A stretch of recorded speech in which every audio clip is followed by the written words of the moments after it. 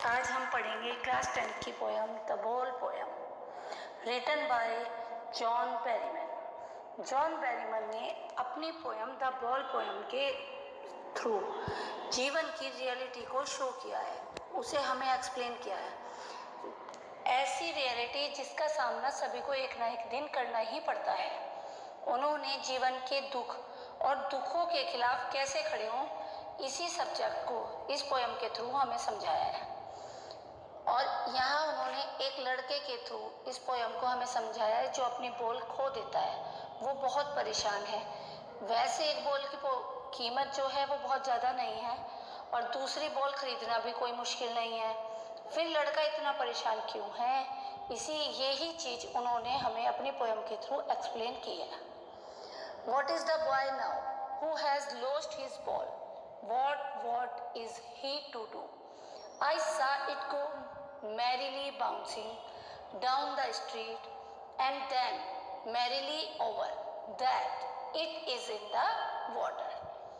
अब उस लड़के का क्या होगा?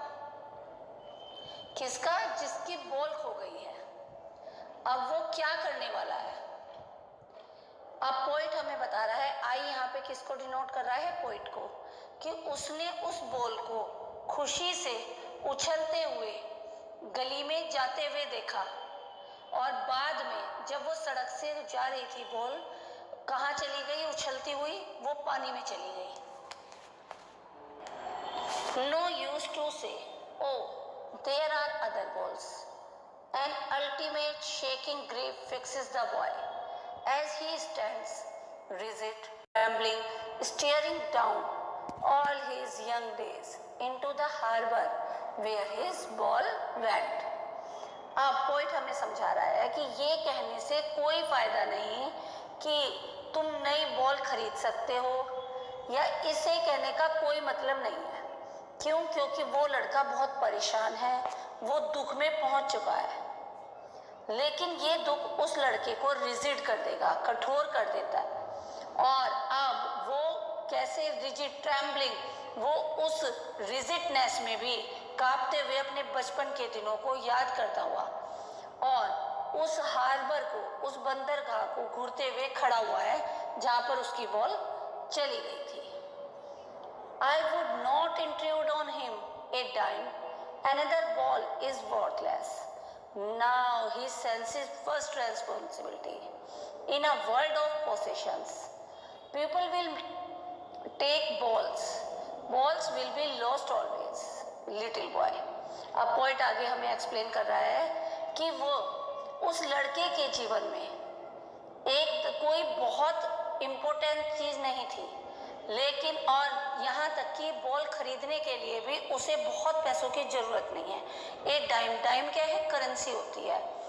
अब उसके लिए बॉल खरीदना, लेकिन अगर हम उसे ये प्रपोजल रखते हैं कि तुम दूसरी बॉल ले लेना, तो ये क्या है? वर्थलेस है, व्यर्थ है।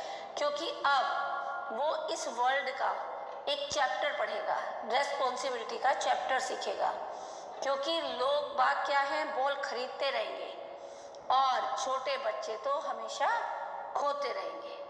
And no one buy a ball back, money is external, he is learning well behind his desperate eyes the epistemology of loss, how to stand up, knowing what every man must one day know and most know many days, how to stand up. और कोई भी वो ball जो खो गई है उसे वापस नहीं खरीद सकता।